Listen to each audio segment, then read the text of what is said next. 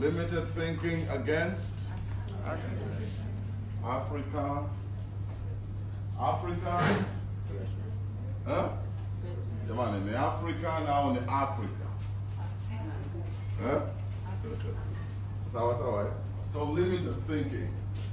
Haya, kumbe kuna limited thinking. Lakini nataka niwasaidie hivi.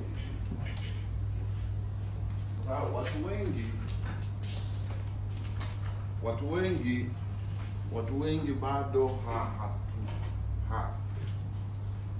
kwa sababu maneno haya tumekuwa tukayakuta, hivyo tukaanza kuyatumia. Kwa hiyo mara nyingi tunayatumia, tunajua kuyatumia tu. Utasikia mtu anasema mchakato, ukimuuliza maana ya mchakato ni nini, utasikia mtu anatumia fikra, ukimuuliza fikra ni nini. Utasikia mtu anasema akili, ukimuuliza akili ni nini, utasikia mtu anasema moyo, utasikia mtu anasema. Watu tunayatumia tu haya maneno. Jamani, tuko pamoja eh? Kwa mfano sasa hivi hapa nikiuliza, if I take the time to ask, nikauliza kwamba fikra ni nini, kila mtu anatoka na jibu lake hapa, au atasema hivi, kwa sababu sio vitu ambavyo tumewahi kufuatilia kwa kina kujua maana yake ni nini. Sasa ninachotaka kuwasaidia ni hiki ambacho watu wengi sana wanakichanganya, tunaita akili, si ndio? Kwa hiyo watu wengi sana neno akili wanalilimit na brain power, wamelimit. Kwa hiyo watu wengi wanaamini katika, na wanafikiri ndio akili pekee, intelligence. Tunatoka pamoja eh? Watu wanafikiri tu kwamba, na kwa kweli hata kwenye saikolojia wanazungumzia zaidi about intelligence. Na they have limited understanding to intelligence, power of your brain. Tuko pamoja? Wamelimiti hiyo. Kwa hiyo kama darasani ulikuwa unaweza kubeba mavitu mengi, ukaenda ukacheua kwenye mtihani, ukawa unaomba tu karatasi, ongeza karatasi nyingine, mimi si ndio unapata A, halafu mwisho wa siku watasema you are intelligent, si ndio maana akili yule, si ndio? Utasema hivi, jamaa ana akili sana. Lakini ukakuta mtu ambaye hata mwandiko wake akiandika ni kama bata, si ndio anaonekana hana nini? Hana akili, si ndio? Kama tuko pamoja? Sasa watu wengi sana akili tumeilimit kwa swala la darasani tu. Kwa inapokuja kwenye kuzungumzia habari ya akili, watu wengi wanafikiri ni kitu cha darasani tu. Watu wengi wanafikiri kwamba akili ni kwa ajili ya darasani tu. Kama tuko pamoja? Sasa mimi nataka nifanye kidogo ni simplify Kiswahili chetu, na ndio maana unaona wazungu kuna maneno ambayo unajikuta linakuwa ni lile. Wazungu wana akili, wanamaanisha intelligence. Kuna tofauti kati ya intelligence na mind. Jamaa, tuko pamoja? Kuna tofauti kati ya intelligence na nini? Na mind. Kuna tofauti. Kwa hiyo inawezekana kabisa mtu akawa intelligent lakini akawa na tatizo kwenye mind. Inawezekana kabisa, it is possible to be intelligent and still have a problem with your mind. Are you hearing what I'm talking about? It is possible. Tell your friend, it is possible to be intelligent and still have a problem with the mind.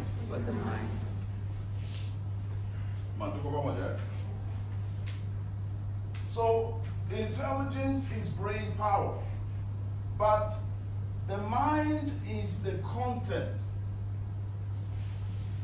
an exclusive content of the brain. The mind is a content, like blood is not the heart.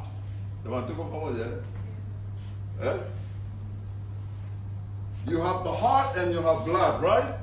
So blood is a content. Sasa tunapozungumzia mind yenyewe ni content. Nimeandika kitu kinaitwa memory content. Ndani ya ubongo wa mtu, within a person's brain. Mungu alipotuumba, alidesign kwenye brain. Alidesign mahali. He designed, when God created us, He designed the memory storage. Na ndio maana huwezi kuhifadhi vitu kwenye kidole. Huwezi kuhifadhi vitu kwenye pua au kwenye masikio. Utahifadhi kwenye brain yako. Sasa mtofautisha kati ya brain yenyewe halafu na kile kilichohifadhiwa ndani yake. Tofautisha kati ya moyo na damu. Sasa it's very unfortunate, study nyingi zinashindwa kutofautisha memory content na brain, kwa sababu hakuna namna ambayo wanaweza wakastudy memory content ikiwa separate from the brain. There is no way they can study the memory content when it's separated from the brain. Because there's no way you can extract it. There's no way you can extract the memory content and separate it with your brain. Kwa hiyo ndio maana study nyingi ziko associated na brain, kwa sababu ndivyo wanavyoistudy mind. Wataistudy tu ikiwa kwenye brain. Lakini viko vitabu ambavyo yawezekana wanasayansi wangelivisoma, vingewapa mwanga mkubwa sana kwenye hili eneo la memory content. Jamani, tuko pamoja eh? Are you with me? Yes. Are you hearing what I'm talking about? Yes. Sasa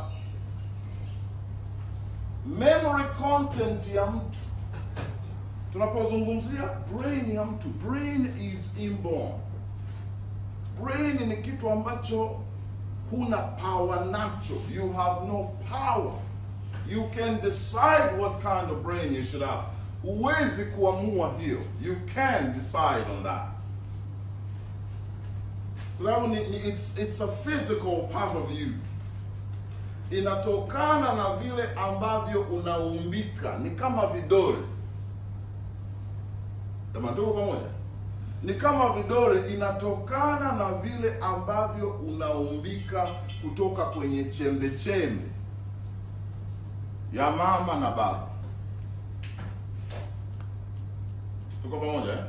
Kwa hiyo vile ulivyoumbika pale, wanasema cells zinaongezeka. Zikishaongezeka inakuwa a ball of cell, alafu zile cells zinaanza kudifferentiate into layers.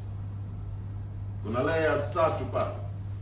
Wanakwambia layer hii ndio itatengeneza organs hizi na nini, na brain inatengenezwa huko. Lakini wakati brain inatengenezwa, hakuna kitu kinaitwa memory content. Ni mpaka brain itakapokuwa imeshakuwa tayari. Jamani, si mnajua nyinyi, mnajua kwamba hata mtoto anapokuwa tumboni, bado mfumo wake wa mzunguko wa damu unategemea mfumo wa mama yake, si ndio eh? Unategemea mfumo wa nani? Wa mama yake. bado haujajitegemea wenyewe. Kwa hiyo chakula na nini anategemea kutoka kwa mama yake, lakini baadaye inakuwa separate. Kwa hiyo memory content haianzi kudevelop ndani ya mtu mpaka ambapo ubongo ukishakuwa umekamilika. Kwa hiyo ubongo na unakamilika mapema sana, nadhani kwenye miezi miwili na kwenye miezi miwili kama na wiki 6 hivi. Halafu mtoto aliyeko tumboni memory content yake inaanza kupokea memory storage yake inaanza kupokea. Sasa hebu jiulize, yuko kule tumboni, tayari vitu vinaanza kuingia ndani na hii memory content na yenyewe huwa ina differentiate katika subcontents 3, kama ambavyo ile ball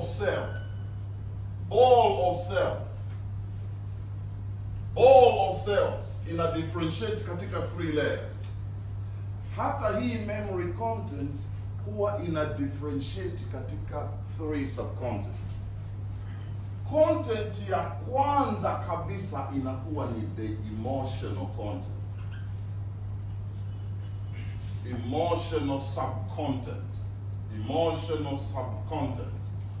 ni subcontent. The emotional subcontent ni ya muhimu sana. The emotional subcontent of your general memory content. Everyone say, the emotional subcontent of my general memory content. It's so important to me and to my life. The emotional subcontent of my general memory content. It's so important. Hii hapa. Kwa sababu ni kutoka katika emotional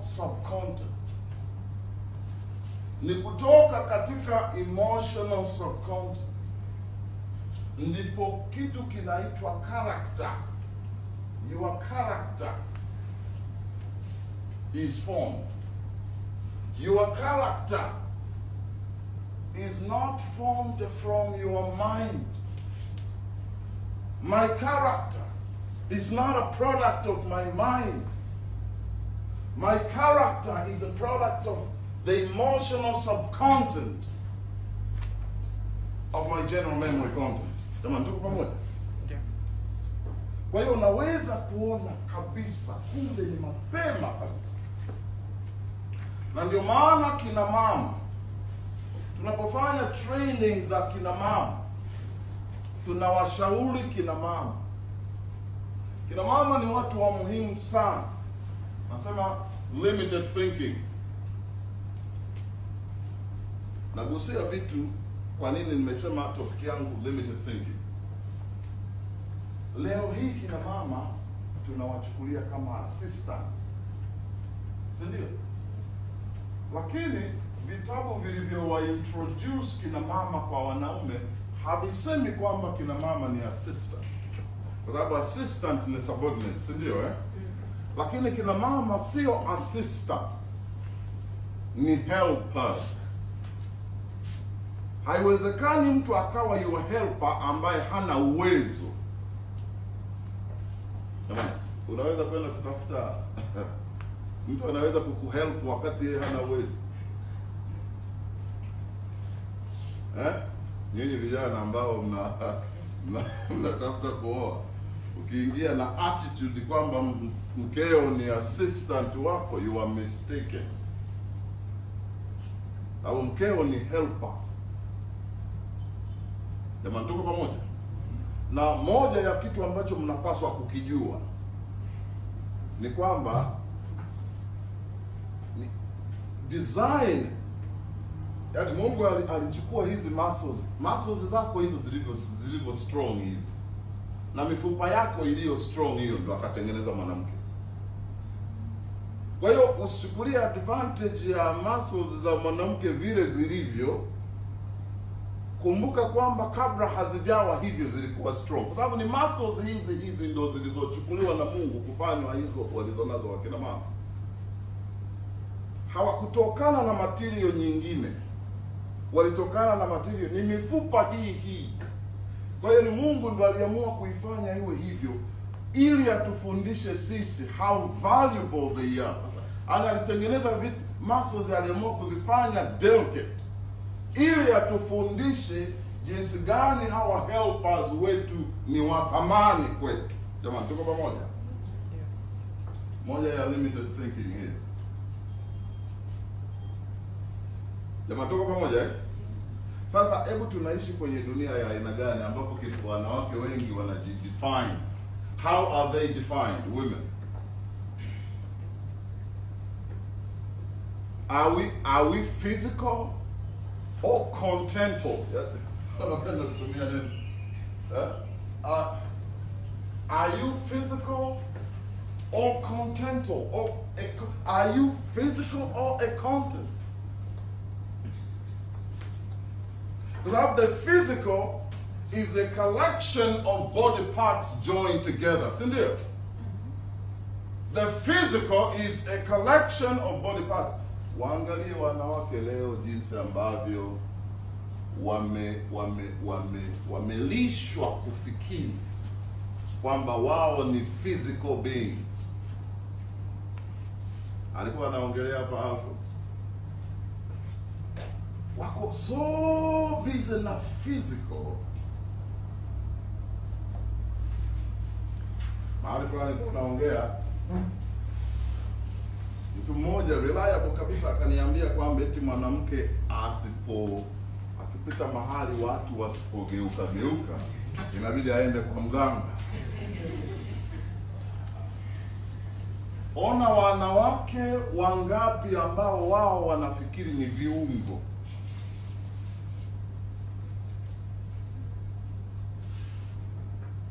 Unashangaa mwanamke anatembea, anacho express ni mgongo wake au ni nini, au as if yeye ndicho hicho.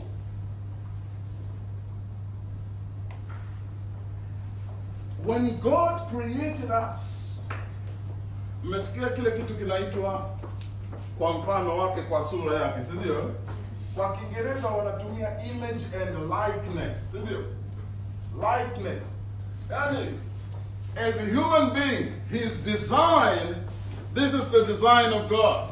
If you read the books, they tell you the design of God was that we be like him, not in our appearance, but in the memory content. We were created to be like God in our memory content. We were created to be like him in our content. And the first subcontent to differentiate is the emotional content, which determines the character of people.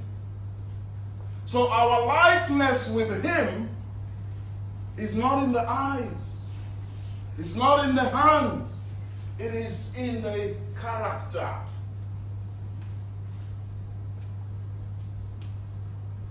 Mjasikia watu wanasema kila mtu ameumbwa na tabia yake, kila mtu ameumbwa na nini?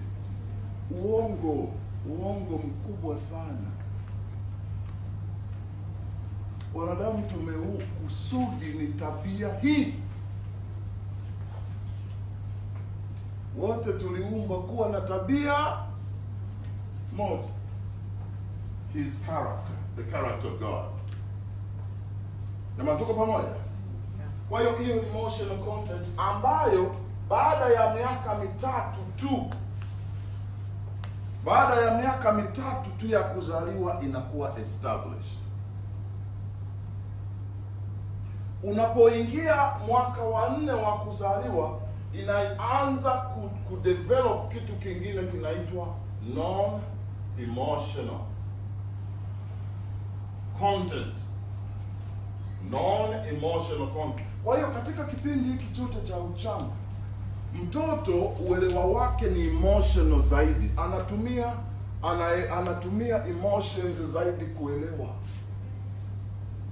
Na ndio maana kila kitu anataka ang'ang'anie tu kicha kwake na lugha yake ni kulia tu, kwa sababu kila kitu ni emotional kwake. Lakini baada ya muda ndio anaanza kuuliza, hii ni nini? Hii ni nini? Kiangalia kishafikisha miaka 4. Sasa unapofikisha miaka 7,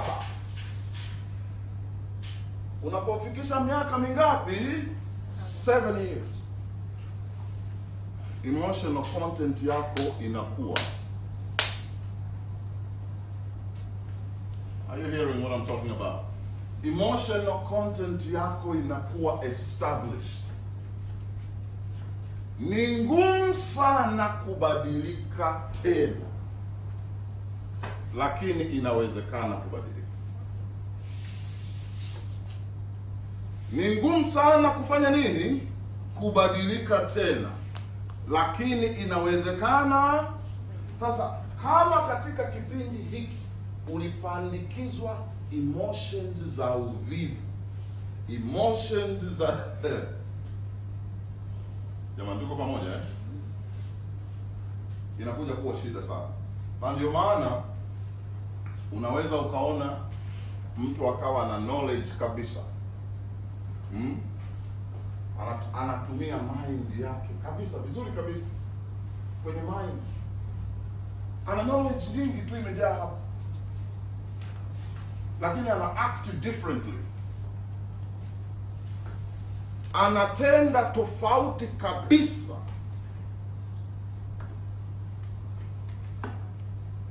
Na ndipo tatizo letu kubwa liko hapa.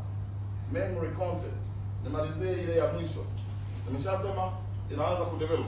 Lakini wakati hii emotional content ina develop, yenyewe ina develop pamoja na subcontent nyingine ambayo inaitwa regular subcontent of inner conversations, ambayo ndio kimsingi tunaita spirit. Sasa lazima mjue, you must know this, kwamba hizi subcontents, lazima mjue hizi subcontents zinaanza na components kiasi fulani, lakini kadri components zinavyoongezeka, composition inavyoongezeka, na yenyewe ina develop, si ndio inaongezeka. Na ndio maana ukiangalia ujazo wa damu ya mtoto alipozaliwa, damu uliyokuwa nayo, lita za damu ulizokuwa nazo wakati umezaliwa sizo ulizonazo leo, si ndio? Maana yake content imefanya nini?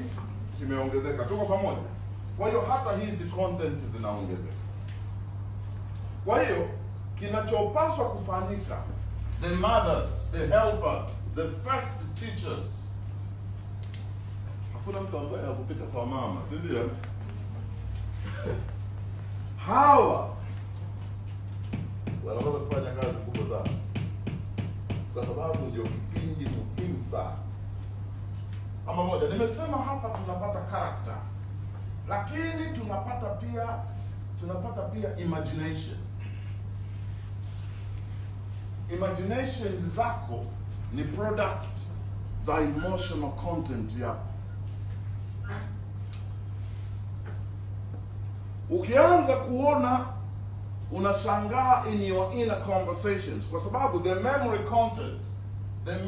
content is known through the inner conversation.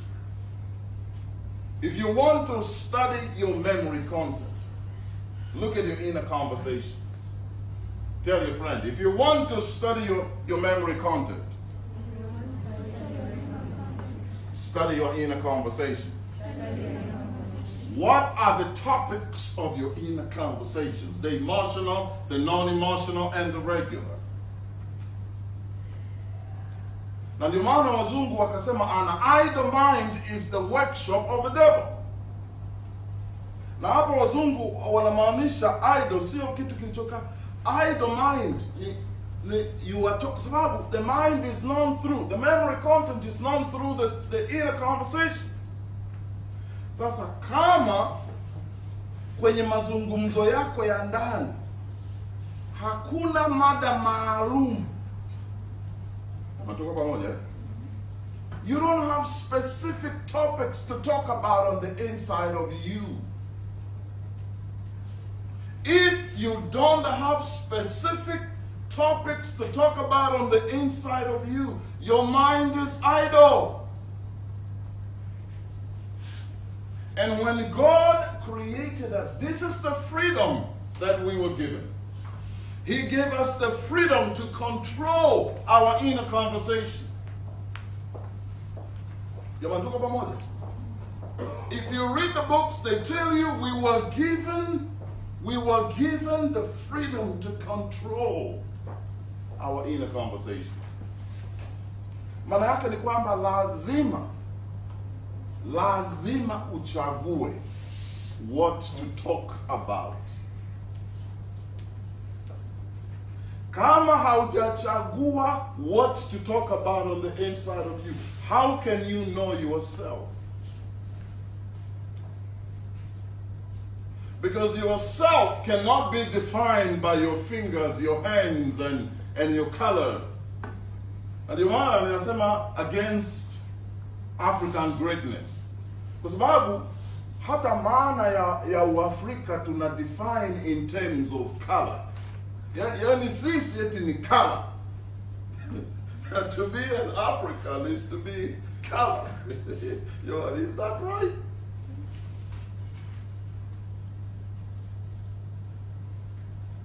Wakati mwingine unajiuliza, sasa Watunisia tunawapeleka wapi? Sio Afrika?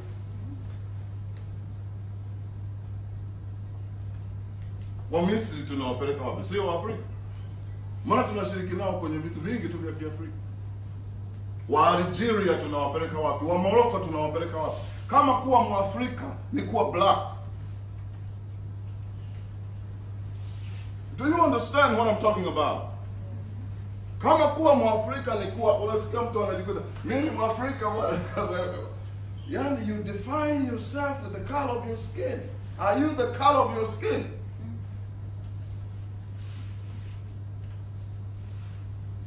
Jamaa tuko pamoja. Limited thinking. Jamaa tuko pamoja eh? Sasa nimesema emotional content ndio ina determine character ya mtu, ndio ina determine imagination. Lakini pia kuna vitu vingine. Kadri tutakapokuwa na graduate kwenye masomo haya tunaendelea kuleta vitu vingine. Kuna kitu kinaitwa instincts.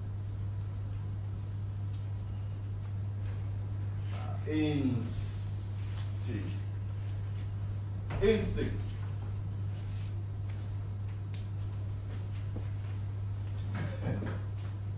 Emotional content yako ikiwa imepokea vitu vya ajabu, hata instincts zako zinakuwa za ajabu.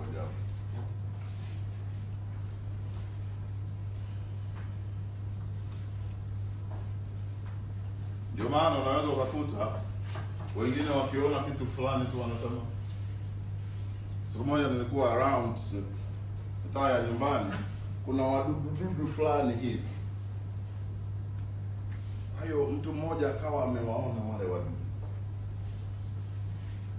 Mimi sikujua kumbe wale wadudu wa makaburini huko.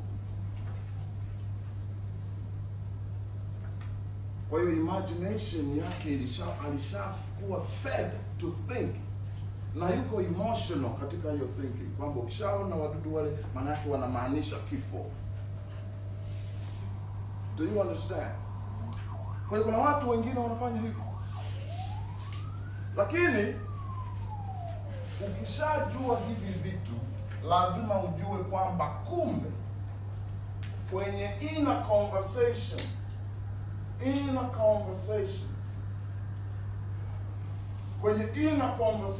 zako kuna battle. A constant battle going on. Lakini, you cannot realize this battle if you don't know yourself. If you don't know, this is what I think. I don't think this. So that every time there's a different topic that is brought to you in a conversation, you know it's not you. Ukisikia kitu fulani kinakuja kwenye mazungumzo yako ya ndani ambacho sio wewe, sasa ni lazima ujijue kwamba wewe ni nani. You are a collection. You are a collection of certain topics of inner conversation. You are not the physical. You are a collection. Everyone say, I am a collection of certain topics of inner conversation. I am a collection of certain topics of inner conversation. I am not a collection of body parts joined together. I am not a collection of body parts joined together. Tukishatoka hapa, kwa lazima ujue, no, that's not me. I don't think like that. No. So you dismiss. Na hapo ndipo tatizo lilipotokea. Unajua kilichomfanya shetani, watu wengi wanaopata kuita jina Lucifer. Kuna mtu mmoja alikuwa, unajua sisi ambao wakati mwingine we serve, mtu alikuwa, sasa hivi nikimuita mtoto wangu jina la Lucifer, akamwambia mbona jina zuri tu. Mnaelewa maana ya Lucifer? Lucifer maana yake being of light, brilliant.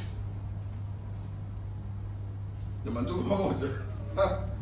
Sasa, the one we think is Lucifer is no longer Lucifer, is Satan. Alipoteza hilo jina.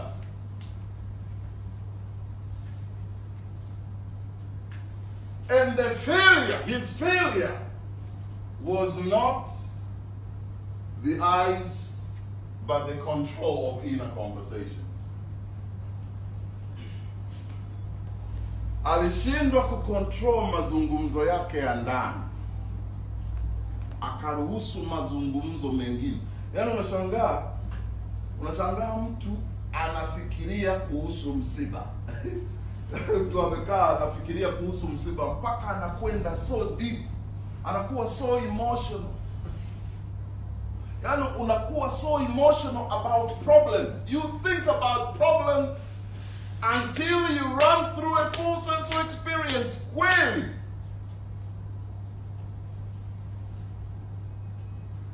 Wanafanya counseling, wanakuta mtu anakuja anakwambia shida tu, shida. Yaani anakuwa so emotional. Anakuelezea as if ndio experience yeye ndio pekee katika dunia hii anapitia hivyo vitu. Anataka, kwa hiyo namuona huyu mtu, ukishakuwa so emotional, una affect imaginations zako, na una affect instincts zako, na una affect intuitions zako. Ukishakuwa so emotional about the wrong thing, now you must make sure that you become emotional about the right thing.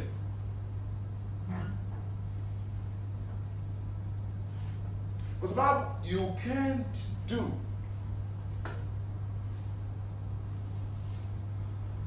what you're not emotional about. Na ndio maana mtu mmoja anaitwa Napoleon. Mnakisoma sana hicho kitabu, si ndio? Mnasikia anasema kanuni ya kwanza, anasema strong desire, si ndio? Strong desire. Amekwambia strong desire. Hivi mshaona mtu mwenye strong desire? Strong desire. Strong desire about something. Do you have a strong desire about something? What do you have a strong desire for? You can have a strong desire that is not product of the emotional content of your general memory content. You can. If something has never been a part of the emotional content of your brain, you cannot have a strong desire for that. Huwezi kuwa na strong desire. You cannot be obsessed. Unajua, nilikuwa sijaelewa vizuri hii kitu mpaka nilipoanza, siku sio nyingi sana, sio muda mrefu sana, sio miaka mingi, nimeanza hii kitu. Nikatafuta vitabu vinavyoongelea about who God is. Halafu nikaanza kufeed in the memory content. Nikaanza kufanyaje?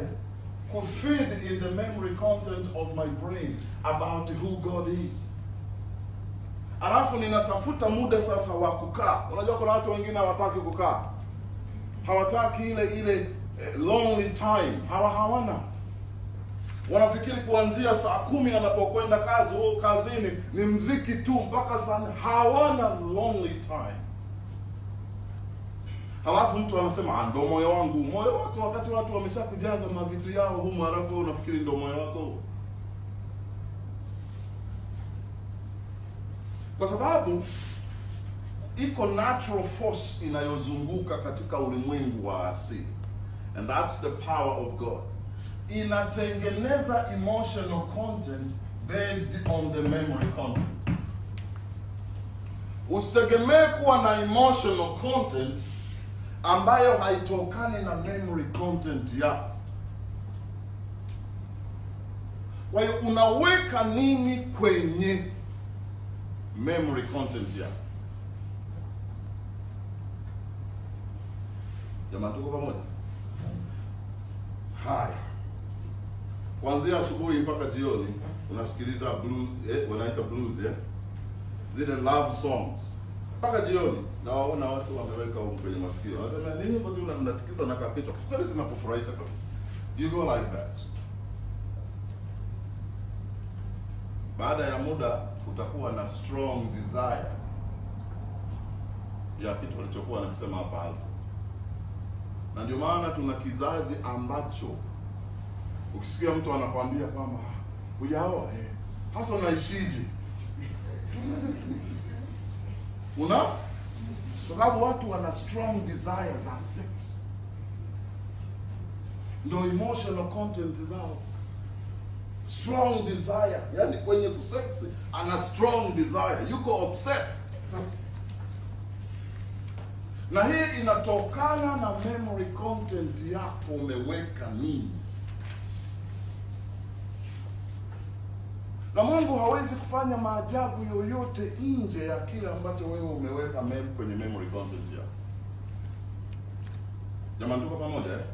Ni kanuni ambazo zimewekwa hizo.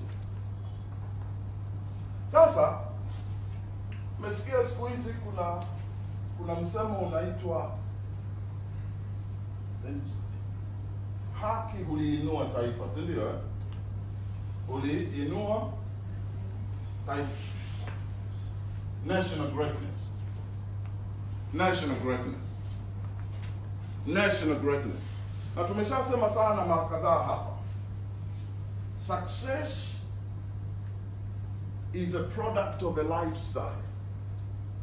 Mafanikio yoyote yale is a product of a lifestyle. Watu ambao wamesucceed financially, they act, they live that way. Kwa hiyo chochote kile ambacho hujaanza kuishi lifestyle yake, lazima ujue kwamba the problem is my heart. The problem is my heart. Lazima uangalie. Sababu imaginations zako haziwezi. Na ndio maana utasikia watu, you can't even see, you can't even imagine that business. Huwezi kuimagine kwa sababu it's not in the emotional content. Sasa nilichokuwa nasema, nilipoanza feed myself with who God is and then sit down, alafu katika inner conversations zangu nina banish. I stop every other discussion and then I start recalling of what I have fed in my memory content about who God is. So I start talking on the inside of me, seriously talking on the inside of me about who God is. Slowly. And then as I kept talking about dismissing everything else, and then looking up, you can begin to imagine who God is. Hayo ndo nasikiaga, imaginations ndio hayo watu wanasema inner eyes. We are not to see God now with our physical eyes. We are to see him with our imagination. Now you cannot imagine of him if you don't have of who God is in you or memory content. Na ndio maana watu wanasema ushamuona Mungu, ushamuona, lakini wanaamini in bacteria. Kimuuliza mtu, wewe ulishaona bacteria? Nani alishaona bacteria hapa? Lakini bacteria hawasababishi vitu, tunakwenda tunaambiwa hawa ni mabakteria, umewaona? Kwa hiyo vitu vinavyosababisha effect katika maisha yetu sio tu vinavyoonekana, kuna vitu visivyoonekana. I know that's too deep for you. Sasa nilichokuwa ninataka kusema, why do I say limited thinking against African greatness? You see, every success in life is a product of specific measurable actions that you live by. What kind of measurable actions that you've been living by? What kind of measurable actions that you've been living by? Na ndio maana mtu mmoja anasema I am the captain of my ship. Kwa hiyo kumbe we are known not by our hands, not by the color of our skin. We are known by our character. Na ndugu zangu wa Afrika sio watu weusi wote. Halafu ukizama sana kwenye historia, Afrika inapaswa kuextend, hata hiyo Israeli hiyo ni Afrika. Ukisoma vizuri kwenye historia ukazama zaidi, kama tuko pamoja. Lakini nini ambacho tulikipoteza na kikasababisha mataifa ya Afrika yameshindwa kuwa great nations?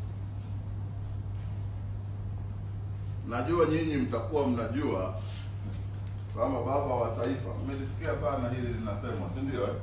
Baba wa taifa alisema ili tuendelee tunahitaji ardhi, si ndio? Tunahitaji nini? Tunahitaji ardhi, si ndio? Sasa ni kweli tunahitaji ardhi. Hivyo unaweza kuhitaji ambacho unacho. Can you need what you have? Huh? Can you need what you have? Jamani, si ardhi tunayo. Hatunahitaji ya nini? Ardhi tunayo, si ndio? Sasa wengine wanasema anamkosoa taifa, anaboresha tu. Ardhi, alisema tunahitaji nini? Ardhi. Lakini ardhi tunayo. Namba 2 alisema ni nini? Alisema watu. Alisema watu. Alafu siasa. Alafu uongozi bora, si ndio? Sasa hivi siasa safi na uongozi bora ni tofauti na watu. Kuna siasa ambayo inaweza kuwa siasa bila watu. Kuna uongozi unaweza kuwa uongozi bila watu. Kwa hiyo ningekuwa mimi leo, ninaboresha tu jamani, ninaboresha tu. Ningekuwa mimi leo ningeondoa hiyo, si ndio Alafu nikasema tunahitaji labda, nikasema hiyo, lakini kimsingi tunayo, lakini nikasema tunahitaji watu. Labda hapa ndio tunapaswa kuboresha, tuseme watu gani? Watu gani? Sasa kihistoria ukizama zaidi utagundua kwamba ancestor wa Waafrika wote, colored and black, colored and I reject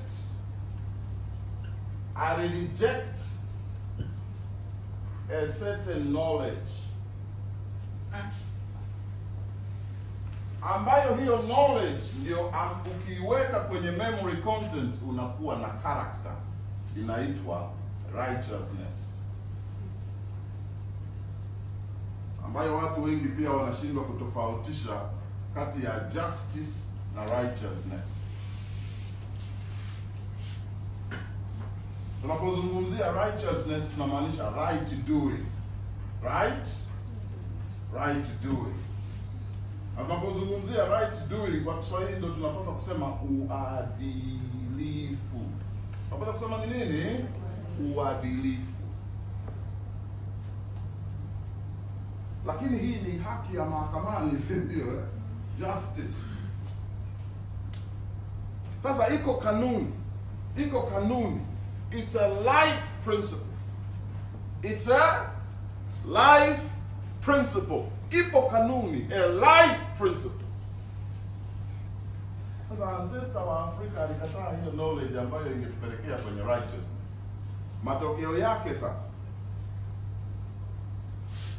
maana yake you do other things. Na tukajikuta tumetengeneza generation ya unrighteous people. Wrongdoing people. Wrongdoing people. So in Africa, our problem is not anything. Our problem is not siasa safi. Our problem is people.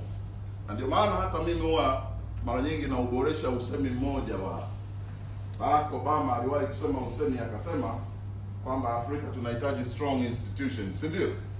Nyinyi wafuatiliaji, kweli kuna kitu linaitwa institution lenyewe tu inaweza kuwa strong bila watu. It takes strong people to build a strong institution. Sawa, Lakini hizo zote ni limited thinking.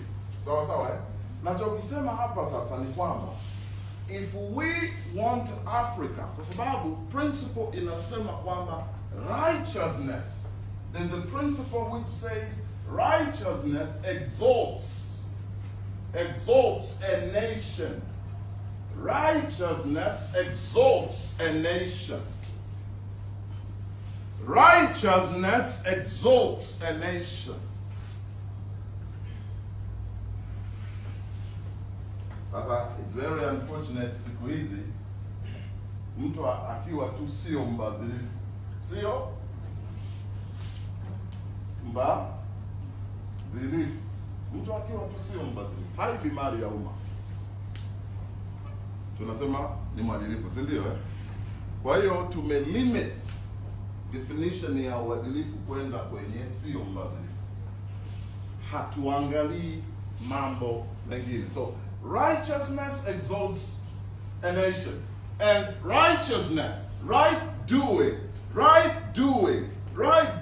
in everything. Righteousness is about right doing in everything. In business, do you know the right thing to do in business? You can never succeed in business if you don't know the right thing to do, and knowing the right thing to do is not enough, you have to leave the right thing. You can't leave what is not in your heart. Na ndio maana last time nilikuja hapa na kitu nasema born again. Born again. Nakwambia watu wa dini wanakwambia tu kishabatizwa umekuwa born again, si ndio? Which is not 100% true. You can't claim to be born again wakati umebaki na memory content ile ile. Huwezi kusema I am a born again if you still think the same thing before you came into the church. Now, if you want to be a business person, you really have to change. You really have to know that I have to change. I have to think like a businessman. Find out to know how businessmen think. And feed yourself with those things that businessmen think about all the time. Be emotional about what businessmen think about.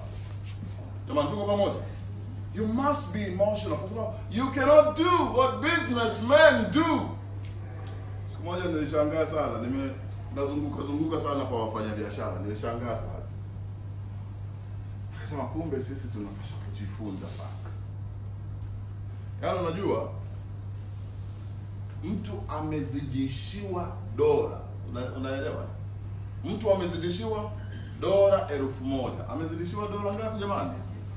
Dola 1,000. Halafu yule aliyemzidishia hata hajui. Hata afanye nini? Hajui. Halafu mtu keshaenda huko, siku 2 zimepita, akairudisha akasema bwana ulinizidishia dola 1,000. Kaka hesabu akamrudisha. Can you do that? Unaweza kufanya hivyo?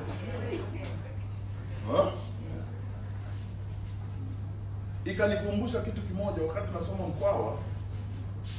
Tulikuwa tumekaa kwenye mbele ya dorm yetu. Akaja kijana mmoja. Huyo kijana alikuwa rafiki yangu. Akaja, hebu jiulize maisha ya boarding tena shule. Kipindi chetu sisi miaka ya 90 huko. Mtu analeta shilingi 2,000 ameiokota nyuma ya dom. Analeta shilingi anatafuta. Nimeokota hii shilingi 2,000. Anatafuta viongozi wa dom kwa sababu hajui ni ya nani. Anaileta, akaja kwa viongozi na mimi nikiwepo. Nikamwona yule kiongozi akasema, "Ah, 2,000 basi ilete." Sasa nikawa najiuliza huyu jamaa atakwenda kufanyaje ili mwenyewe apatikane? Kwa sababu yule hajaichukua kwa sababu sio ya kwake. Nimekuwa nikiobserve sana wafanya biashara. Na ndio maana nikawa ninasema kwamba inawezekana kabisa watu wakawa na knowledge ya business, lakini wakawa hawana character ya business. It's not enough to have business knowledge. You need to have the character of a businessman. It's not enough to have the knowledge of leadership. You need to have the character of a leader. And you cannot have that character if it's not in the emotional content. Na ndio maana hata kwenye makanisa huku utasikia watu wanasema wana struggle sana kuombea vitu. Ni kwa sababu unakuta mtu anamuomba Mungu. Lakini wakati anazungumza maneno hapa, ndani yake kuna mazungumzo mengine yanazungumza vitu vya Kariakoo.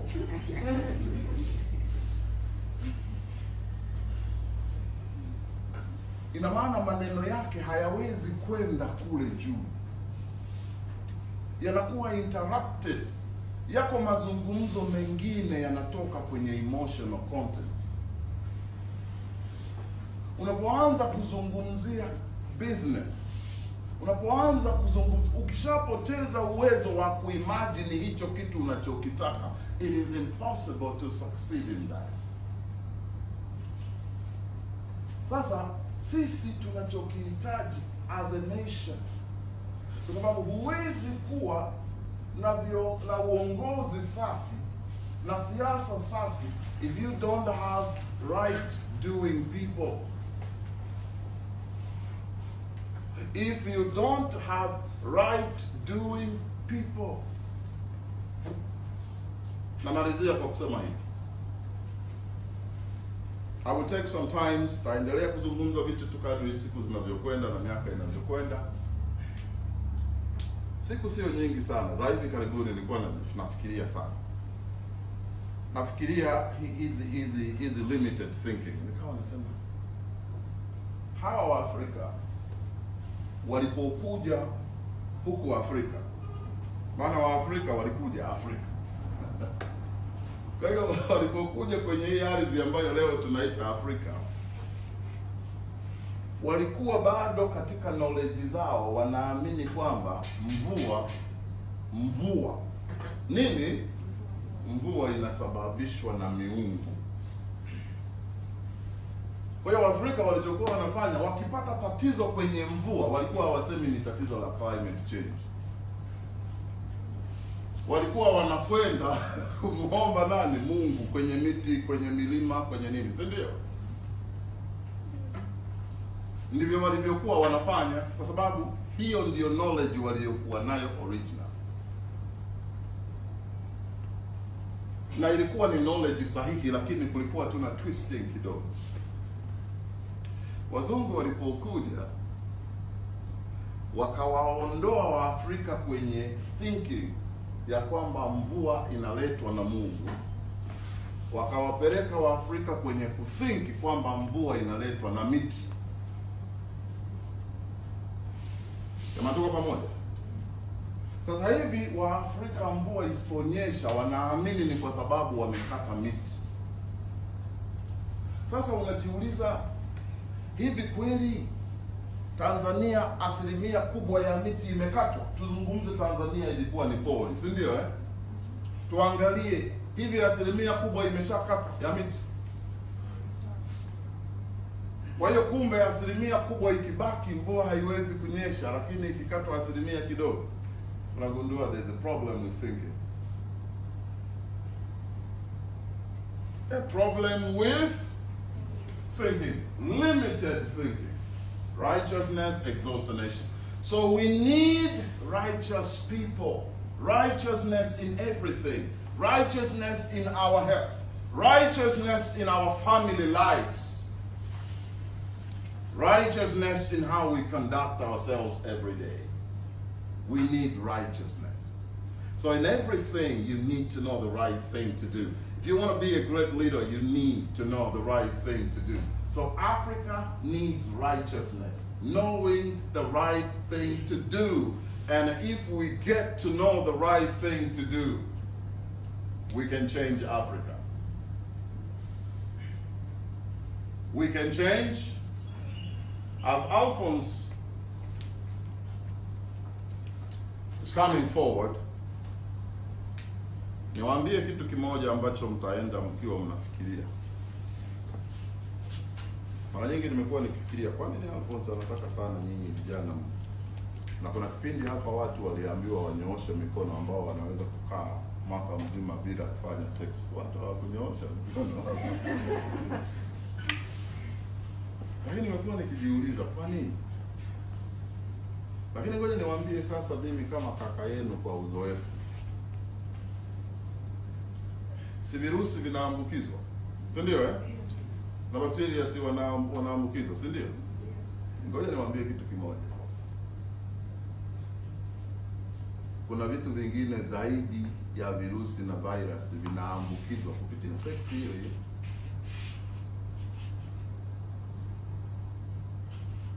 Ambavyo hata wanasayansi hawajawahi kufanya diagnosis.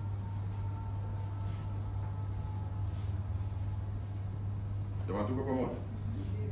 Tulipoumbwa na Mungu, haya mazungumzo ya ndani, malaika na viumbe vingine mapepo, sijui malaika watakatifu na Mungu wanawasiliana na sisi kupitia inner conversations. Sasa unaweza ukaambukizwa pepo la umaskini, na sio lazima likae ndani yako. Linaweza likawa nje, likawa lina control inner conversations zako. Kila ukitaka kuthubutu kufanya kitu fulani, kwa sababu wao they can speak, they can whisper, alafu na kusababisha zile sauti zao wanazo whisper drop in your inner conversation. Kwa hiyo unashangaa tu unataka kufanya kitu fulani, halafu unasikia instincts za kusita, yani unafia tu, fear haijulikani. Kumbe kuna lipepo fulani pale lina communicate na your inside kukuprevent, na unaweza ukawa umelicontact kutoka katika watu ambao unafanya nao sex.